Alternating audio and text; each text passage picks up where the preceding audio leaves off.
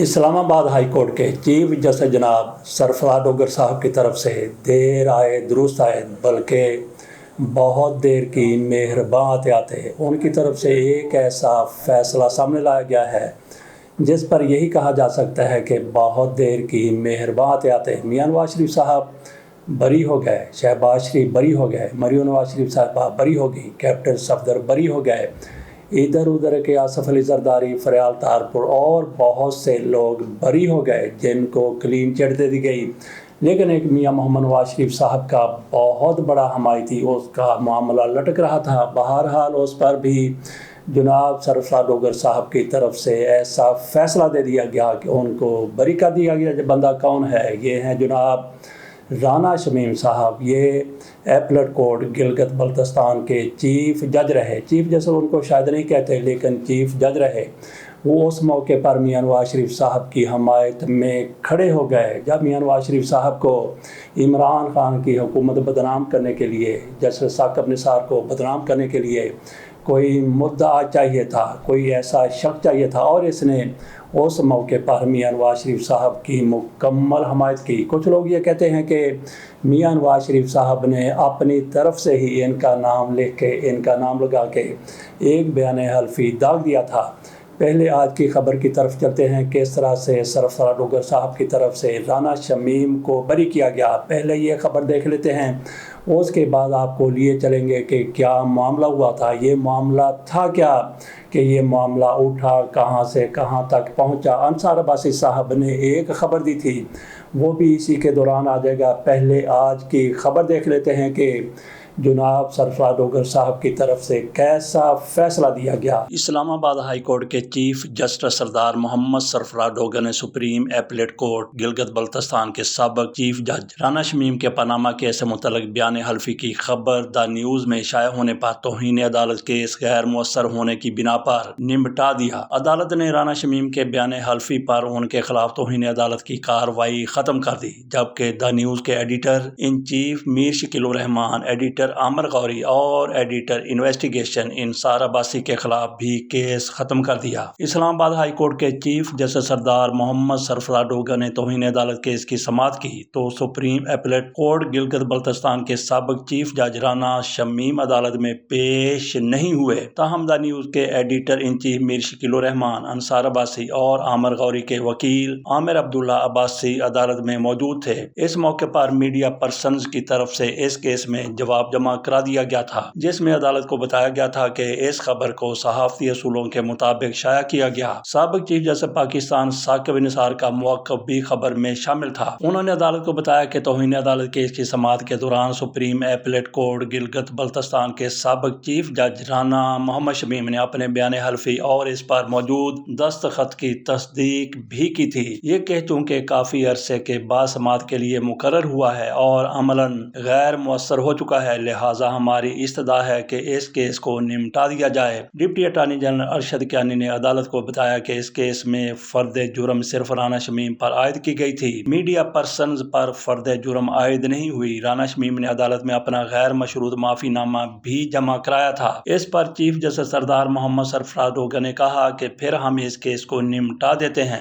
مزید برآں سابق چیف جج supreme appellate court Gilgit Baltistan Rana Muhammad Shamim نے سابق چیف جسٹس پاکستان ثاقب نثار کی نواز شریف کو پاناما کیس میں سزا کے خلاف اپیلوں پر گفتگو کا بیان حلفی لکھا تھا، جو دا نیوز میں شائع ہوا تھا۔ اس پر اس وقت کے اسلام آباد ہائی کورٹ کے چیف جسٹس اطہر من اللہ نے توہین عدالت کا کیس شروع کیا تھا۔ کیس کی سماعت کے دوران رانا شمیم نے بیان حلفی اور اس پر اپنے دستخط کی تصدیق کی، جس کے بعد ان پر توہین عدالت کی فرد جرم عائد کی گئی تھی۔ دا نیوز کے ایڈیٹر انویسٹیگیشن اور سینئر صحافی انصار عباسی نے تحریری جواب میں عدالت کو بتایا تھا وہ اپنی خبر پر قائم ہے، شوکاز نوٹس واپس لیا جائے۔ Supreme appellate court Gilgit Baltistan کے سابق چیف جج رانا محمد شمیم کے بیان حلفی کی خبر 15 نومبر 2021 کو شائع ہوئی، جس پر توہین عدالت کی کارروائی کا آغاز کیا گیا تھا۔ 15 نومبر 2021 کو جو خبر جنگ میں دا نیوز میں شائع کی گئی، جنگ میں کس طرح سے خبر لگائی گئی، سب سے پہلے وہ ہیڈ لائن آپ کے سامنے رکھتے ہیں، اس کے بعد پھر اس کی تفصیل رکھیں گے۔ ہیڈ لائن میں کہا گیا ثاقب نثار نے جج کو حکم دیا الیکشن سے پہلے نواز شریف اور مریم چھوٹنے نہیں چاہیے۔ سابق چیف جج گلگت بلتستان کا انکشاف۔ انصار عباسی صاحب کی طرف سے اس خبر کی تفصیل میں کہا گیا ہے کہ گلگت بلتستان کے سابق chief justice Rana M Shamim نے اپنے مصدقہ حلف نامے میں کہا ہے کہ وہ اس واقعے کے گواہ تھے جب اس وقت کے چیف جسٹس پاکستان ثاقب نثار نے ہائی کورٹ کے ایک جج کو حکم دیا کہ 2018 کے عام انتخابات سے قبل نواز شریف اور مریم نواز کو ضمانت پر رہا نہ کیا جائے۔ گلگت بلتستان کے سینئر ترین جج نے پاکستان کے سینئر ترین جج کے حوالے سے اپنے حلفیہ بیان میں لکھا ہے کہ میاں محمد نواز شریف اور مریم نواز شریف عام انتخابات کے انعقاد تک جیل میں رہنا چاہیے۔ جب دوسری جانب سے یقین دہانی ملی تو ثاقب نثار پرسکون ہو گئے اور ایک اور چائے کا کپ طلب کیا۔ دستاویز کے مطابق شمیم نے یہ بیان اوتھ کمشنر کے روبرو 10 نومبر 2021 کو دیا۔ نوٹرائز حلف نامے پر سابق چیف جسٹس گلگت بلتستان کے دستخط اور ان کے شناختی کارڈ کی نقل منسلک ہے۔ نوٹری پبلک کی مہم کے ساتھ لکھا ہے کہ شمیم نے حلفیہ بیان میرے روبرو 10 نومبر 2021 کو اس دستاویز پر دستخط کی ہے۔ رابطہ کرنے پر رانا شمیم نے پہلے تو حلف نامے کے مندرجات کی تصدیق کی۔ اس نمائندے نے حلف نامے کے مندرجات انہیں واٹس ایپ کال کے ذریعے پڑھ کر سنائے، تاہم انہوں نے کہا کہ وہ صحیح سے سن نہیں پا رہے۔ انہیں ایک مرتبہ پھر فون کال کی گئی لیکن پھر ان کا واٹس ایپ بند ہو گیا۔ انہوں نے باقاعدہ کی گئی فون کالز بھی وصول نہیں کی اور پھر ان کا فون بھی بند ہو گیا۔ چند گھنٹے بعد گلگت بلتستان کے سابق جج نے اس نمائندے کو یعنی انصار عباسی کو ایک اور فون نمبر سے پیغام بھیجا جس میں انہوں نے اپنے بیان کے مندرجات کی تصدیق کی۔ اس حوالے سے انصار عباسی اپنی خبر میں مزید لکھتے ہیں کہ جب سابق چیف جسٹس ثاقب نثار سے رابطہ کیا تو انہوں نے دو ٹوک الفاظ میں اس بات سے انکار کیا اور کہا کہ انہوں نے کبھی اپنے ماتحت ججوں کو کسی بھی عدالتی فیصلے کے حوالے سے کوئی احکامات نہیں دیے، چاہے وہ آرڈر نواز شریف، شہباز شریف، مریم کے خلاف ہو یا کسی اور کے خلاف۔ ہائی کورٹ کے جج کا نام ایڈٹ کرنے کے سوا شمیم کا حلفیہ بیان ذیل میں پیش کیا جا رہا ہے۔ جو انہوں نے نام ایڈٹ کیا وہ عامر فاروق صاحب کا نام بعد میں سامنے آیا تھا جو ان دنوں ایک عام جج ہوا کرتے تھے اسلام آباد ہائی کورٹ کے، آج کل وہ سپریم کورٹ میں جا چکے ہیں۔ بہرحال انصار عباسی صاحب کی طرف سے جو حلف نامہ دیا گیا ہے وہ اس میں لکھا گیا ہے: میں جسٹس ڈاکٹر رانا محمد شمیم، سابق چیف جج supreme appellate court of Gilgit Baltistan, 31 اگست 2015 تا 30 اگست 2018 حلفیہ بیان دیتا ہوں کہ جولائی 2018 میں جب میں چیف جج کی حیثیت سے خدمات انجام دے رہا تھا، اس وقت کے چیف جسٹس پاکستان میاں ثاقب نثار تعطیلات کے سلسلے میں اپنی فیملی کے 27 افراد کے ہمراہ گلگت آئے اور انہوں نے عدالت کے مہمان خانے میں قیام کیا۔ کیا کہنے، 27 افراد سیر کے لیے گئے۔ بہرحال دوسرے نمبر پر انہوں نے لکھا ہے کہ جس شام کا یہ واقعہ ہے اس دن میری مرحوم اہلیہ جسٹس ثاقب نثار اور ان کی اہلیہ باغ میں چائے پی رہے تھے۔ میں نے دیکھا کہ چیف جسٹس پاکستان پریشان تھے اور اپنے رجسٹرار سے مسلسل فون پر بات کر رہے تھے اور انہیں ہدایت دے رہے تھے کہ جسٹس کی رہائش گاہ پر جاؤ جہاں پہ نام ڈیلیٹ کیا گیا ہے اور نام عامر فاروق صاحب کا تھا، اور ان سے درخواست کرو کہ مجھے فوراً فون کرے۔ نمبر 3 پر لکھا گیا ہے کہ اگر فون کال نہ لگ پائے تو ان تک میری یعنی ثاقب نثار کی طرف سے یہ پیغام پہنچانا کہ میاں محمد نواز شریف اور مریم نواز شریف کو کسی بھی قیمت پر عام انتخابات سے قبل ضمانت پر رہائی نہیں ملنا چاہیے۔